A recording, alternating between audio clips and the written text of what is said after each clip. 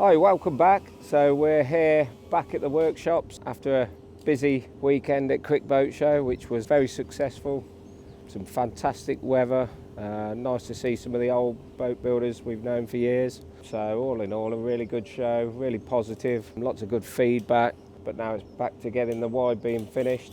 It has dragged on a little bit, this one. We was going to deliver it before Crick, but we thought with the boat show and everything else going on, it was probably too much. So spoke with the customer and he was more than happy to wait till after the show so we could just make sure it's finished properly and then no snagging to do afterwards, hopefully.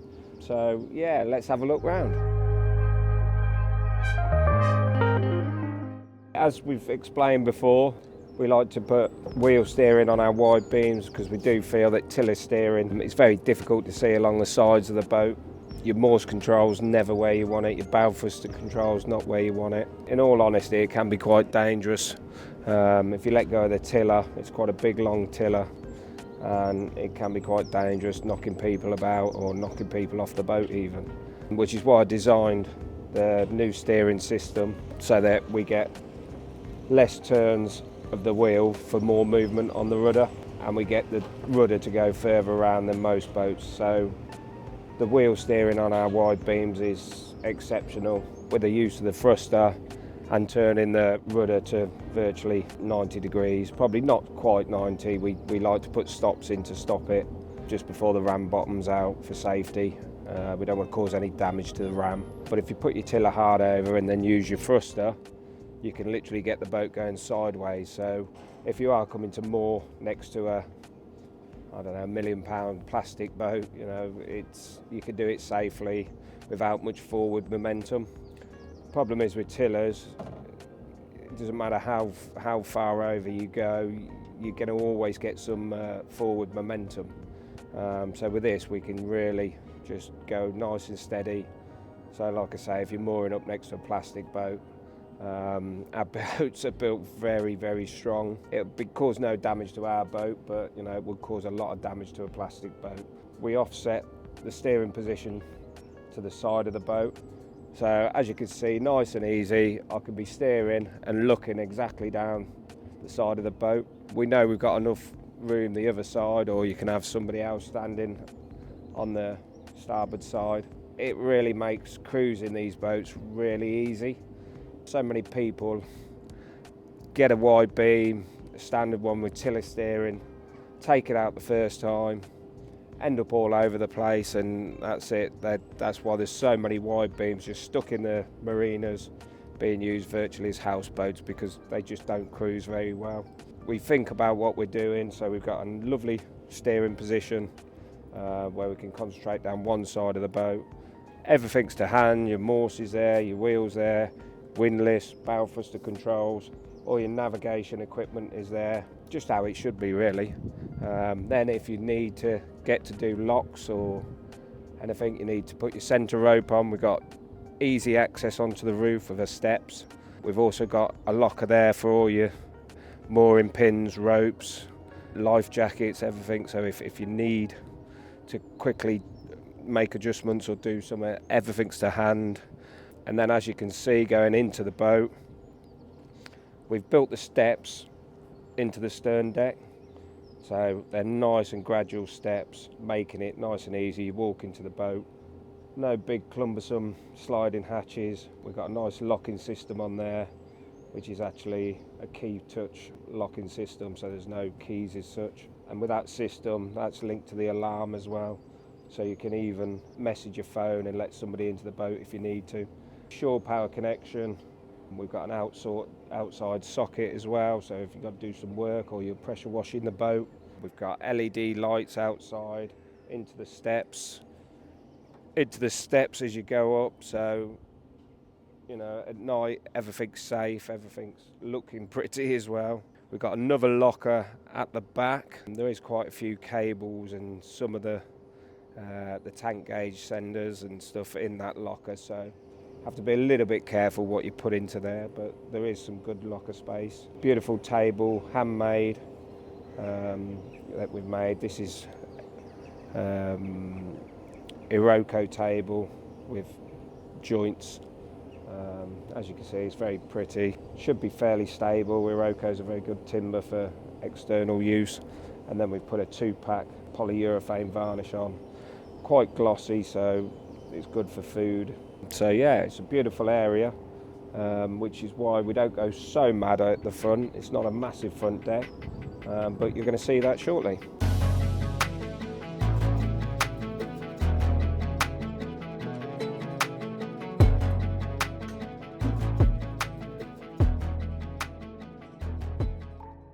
So in the engine room is quite high spec. So we've got a 6.2 kVA slow speed generator. That's a Vetus model. So it's quite slow running, so it keeps the noise down. So this customer's managed to go all electric because he's totally self-sufficient. Sorry, not electric propulsion, but he has gone electric cooking, etc. So there's no gas on board. This is water cooled, as it does tend to keep it a lot quieter as well because you haven't got the noise from the dry exhaust. So we tend to always try and do the generators water cooled, unlike the engine, because you are going to have problems with weed and stuff. So the engine is keel cooled. So we've got 2 split tanks on this because it's a 90 horsepower engine. So cooling is very important, especially if you're on big rivers. This boat's more of a cruising boat than just a houseboat, so if you're on a river and it's got sort of 3 knots of tide, you're going to be pushing hard on the engine, so keeping it cool is very important.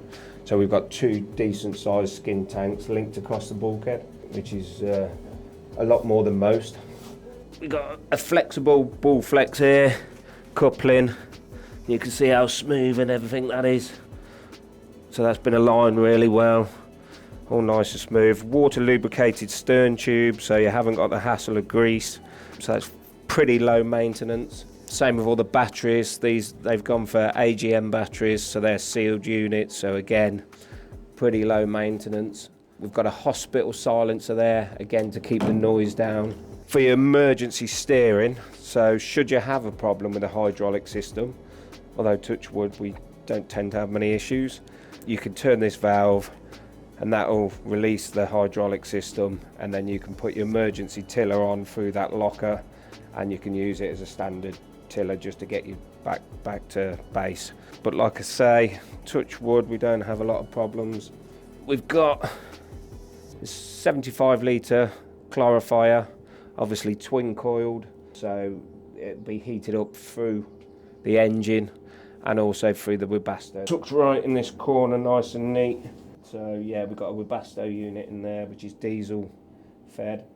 Very good system we've been using for years. Unlike a lot of things, with a diesel heater, it has to be worked really hard. So the harder it works, the cleaner it burns, and the less problems you have. Always get questions and stuff at shows where people have had issues with all sorts of heaters, but again, touch wood, you don't have many problems. We've got some of the electrical system in here as well, just your master switches and some of the solar chargers. The power links is in the engine room, and then the main bulk of the electrics is inside, which we'll have a look at in a bit. Obviously there's lots of plumbing, there's lots of pipe work, lots of electrical cable. But if you look around, even the plumbing we've marked up, which is your hot, which is your cold, the flow. We do try to make it very easy, simple for you to use. If there's a problem later on, obviously you can get to that.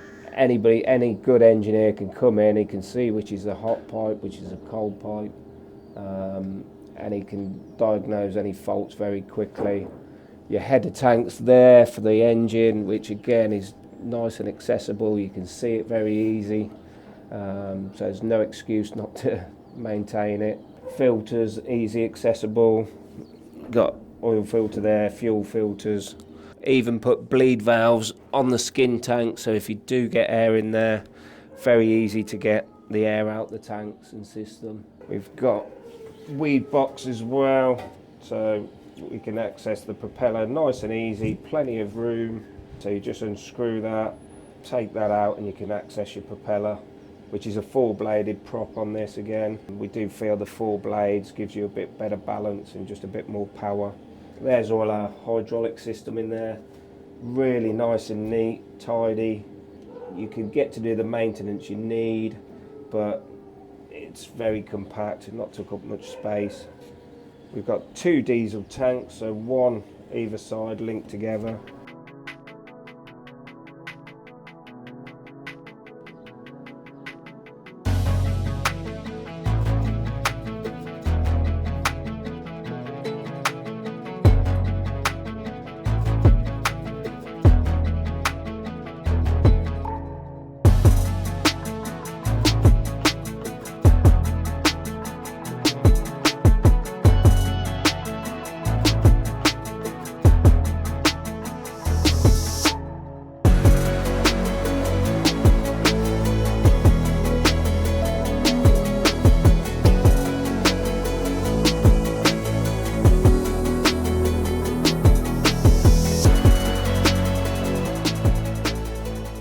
Right, let's go and have a look inside. So here on the left hand side, as you come in, we've got our electrical cupboard. Not like on most of our boats, to be fair, we tend to put them all on this side because it's a bit of wasted space, but we had quite a lot already going into this unit, and it was a little bit shallower to try and get enough room on the other side. We've took this door as far over as we physically can, so it was a little bit tight to get all the electrics in, so it made more sense on this one to put them there. Got your touch pad for your alarm as soon as you walk in the door, so you can turn the alarm off. We've got all our breaker panels for the lights. We've got our bilge pump switches there, so you make sure that they're on auto, and there is a manual override as well on those, so you can test them very easy. We've got here a remote panel for the inverter. It's quick and easy. As soon as you walk in, it's in your face. I can see straight away the batteries are on float, so you know everything's doing its job. The charger's working, so we're on shore power, or the generator's connected. It's quite handy to have that, but the most important thing I like about it is literally it's dead quick and simple to look at whether your charger's working or not. We've got all our gauges for fuel, water and toilet tank. So again, very easy accessible, dead quick and easy to look at. We've also got the Victron battery monitor. This is the smart monitor, so you can put all the information onto your phone. So you don't need this that often because you can get it all on your phone. But if your phone's dead or whatever, the information's still there. We've also got generator start here, so that you can start it from in the boat, not just in the engine room.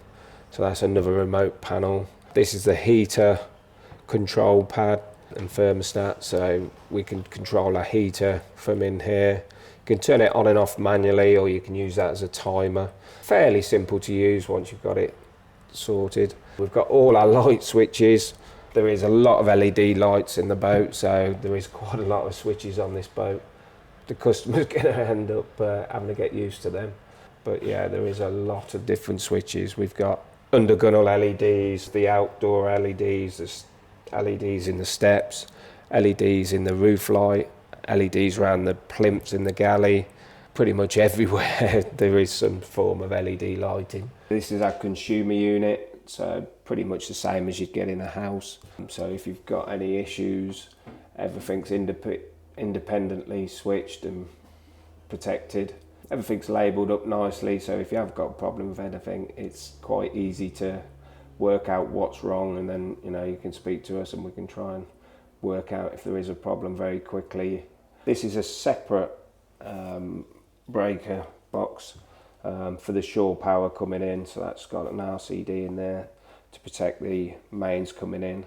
This is a galvanic isolator, so that protects your hull along with all the epoxy paint and stuff we put on, stops any corrosion to the hull. This is the inverter charger. This one is the Quattro, the 3000 Quattro. Because we've got the generator coming in and shore power, we need 2 different inputs, so this has 2 different inputs, and so we can put the generator in one side and the shore power in the other. The customer's not big on cooking. They do have a lot of salads and stuff, so he was quite happy that he had more than enough power to do what he needed to do. But again, it was all discussed. Gave him the options, gave him the extra costs involved, but decided that the 3 kilowatt was okay, so that's what we've gone for. Then we move over. This is a new one for Bluewater. So they've got their little dog kennels. So they're going to put the dogs' beds in there. So yeah, that's something different we've not done before. We've got an access panel in there for the tank gauge sender for the water tank. As with our Euro Cruiser design, we put a false floor in. So all our tanks are underneath this floor. So we've got a toilet tank on this boat and a big water tank under here. So it's not using up any space under your beds or cupboards, you know, it's all under this floor. Up here, we've got another PIR sensor for the alarm. And we've got a carbon monoxide alarm just for protection and make sure that should anything happen during the night, you're going to be woken up and kept as safe as possible. We've got a little cupboard over here, and then we've got a pop-up TV. So yeah, we like on our Dutch barges or wide beams, like I say, we want people to cruise them. We want to go on the big rivers, go over to Europe. But obviously from time to time the rivers do get a bit rough, so you know, it's good that the TV's locked in place, you know, it's not going to come crashing down. So pop-up tellies are good for 2 reasons. A, they're stored out the way and they don't look messy, but it is good and solid, so if you do get some rougher conditions, then you know, you're not got to start bolting down TVs and trying to stop things getting damaged. We've got a diesel-fired reflex stove, which are getting more and more popular. Nice and easy to clean, simple to use. You can turn it on. When it gets too hot, turn it down or turn it off, dead simple. This is a little desk area. The customer was adamant she wanted a little desk area, but right next to the what they call duck doors. A lot of discussion on an island. Very difficult to get this island right, even on such a big boat as this. It would have been ideal to have the island dead centre of the roof light, but if we'd done that, then we couldn't open the cupboards in the galley because of the island, so it had to be offset, which did upset the customer quite a bit, but there's nothing else we could do. We had to make the galley work, so that island had to be slightly offset. Then we've gone with a movable table, so you can move that if you need a bit more room. If you're working at the desk and you need a bit more leg room, you can move that. Even on this size of boat, sometimes islands are very difficult to make them practical and look nice. The galley's very clinical, clean, contemporary sort of look to it. Beautiful worktops. I really like the colour of the worktops. I wouldn't want to keep it clean all the time, but it does look absolutely stunning. The whole finish of this boat, to be fair, is really, really high spec. We spend a lot of time going through and final clean down and the silicone and especially where everything's so white, any finger marks, any slight marks, it shows up. But if you look round, even up in the roof light, I would say, I mean, finish alone on this boat is probably one of the highest we've done. But everywhere you look is pretty good, to be fair. And I'm fussy, and I know the customer's very fussy, so you know we've had to make sure, and we've gone over it and over it. It's got everything you need, obviously, in the galley. It's a fridge, freezer. Because of the generator he's got on board, you know, even when he's cruising, he's got plenty of power. So electric oven, electric induction hob. Loads and loads of storage, magic corner there. So we're trying to use all the space we've got on the boat, because this is obviously a dead corner, but it's nice to have that, dead simple to use. Soft clothes everywhere. We've even got washing machine there. And even a dishwasher. Got a nice wine cooler as well there. So keep your wine nice and chilled. Right, so as we come down the hallway, you've guessed it, more LED lights in the gunnel. So yeah, we've got all nice lighting for in the evening. So if you've got to use the bathroom, then you know you don't have to put all the main lights on. More ceiling lights, and then as we come down the corridor, we go into the second bedroom. So again, after much discussion in this room, the customer was adamant that he wanted to get in the bed both sides. So this was the only sort of design we could come up with, which is nice, really nice, but it has taken up quite a lot of space on the boat. So he has sacrificed a little bit in the saloon just for this area. But that was a customer's choice, that was his options. We went through the different options, and he chose that he really wanted to be able to get in both sides of the bed, which, you know, I totally get. It's really nice that you can get in both sides of the bed. A little bedside cabinet either side. We've got little holes for your cables and everything. The customer doesn't want to see anything really, he wants it all nice and clean looking. So all the plug sockets and everything are actually in the cupboards, and then he's just going to have little cables coming out for phone chargers, etc. The customer likes things to be hidden away, so he's gave us the ironing board that he wanted, and we've made sure that the unit's big enough to fit that in. Wardrobe either side, drawers, lovely big mirror, nicely lit up, and this has all been done to match the master bedroom, so it all looks nice, follows through, all handmade and inbuilt into the boat. A lot of our competitors just literally buy in a lot of their furniture and just bolt boxes to the wall. It uses up a lot of space, you lose a lot of space on boats that way. So we tend to build everything all in, all handmade. So the drawers are nice. You've got soft close on those, so they're all nice. As you can see, there's even lighting LEDs in the wardrobe. So as soon as you open the wardrobe, the light comes on. We've got some hanging space there, and we've also got more drawers. Ventilation on a boat is obviously very important. We've got our mushroom vents in the ceiling, and then we've got low level ventilation that is ducted down and goes all through the bilge. Obviously gas is heavier than air, so should all end up at the bottom of the boat. And then we have the bathroom.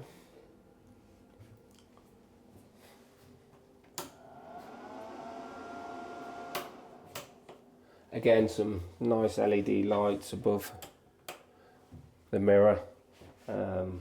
Again, gone for very clinical, clean looking work surfaces. Even got his toothbrushes literally onto the wall, so everything's clean, everything's got a place. Nice big towel radiator there.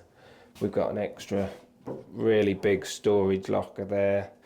We've got a second pull-out compost toilet, so should their tank be full, should they get iced in and they can't move, they've still got a second toilet on board. Not going to be used all the time, but it's there just in case, so that's quite different. Obviously nice big shower, similar sort of shower boarding, very clean looking, very clinical. Because we've got timber in the porthole there, so we'll use a high gloss varnish in there, so that's slightly different to the other porthole liner. So again, plenty of storage, lights that come on as soon as you open the cupboard, more drawers, a little bit of a shoe rack there. We've also got big drawers come out. The bed is very high, the customer's preference, he really likes high beds. So yeah, here we have a step with a bit of extra storage, but the other reason for this step is so that's all removable, which gives us access under the deck area, which is where our bow thruster tube is. you've got your batteries for the bow thruster, the winch, there's a charger. So there's quite a lot under that deck area. Again, all hidden away. That's where most people would obviously put their water tank, but again, because our floor is higher, we've got the tanks all under the floor, so we can use that for other stuff. So that's why we've got our batteries and everything under there for the bow thruster and the windlass. So yeah, coming onto the front deck, again, another beautiful handmade table. We've got our windlass, we've got some bollards for mooring, 2 lockers either side, so again, extra ropes, extra fenders could be in there, or whatever you want to store in there.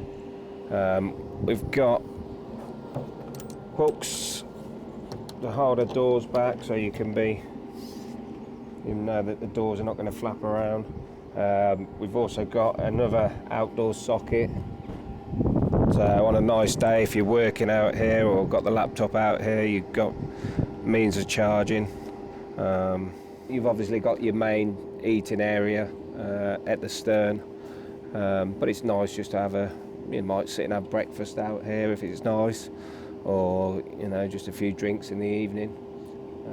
But yeah, it takes up about 8 foot of boat, which we've got lots of different designs. Some people would rather bring this bulkhead forward and have this smaller, which will give you more internal space. But this is what we work through with the customer at the start of the build to make sure they're happy with what they've got and what space. Overall, really happy with this boat. The overall finish everywhere is very, very high. It is 65 foot by 12 foot 6, so it's a big boat. To get the finish everywhere to this sort of standard, it does take a lot of time and effort, but everywhere you look, there's a real good shine, good finish on the paint. All our external joinery is very clean and tidy. All the varnishing, the finish, I think is pretty exceptional.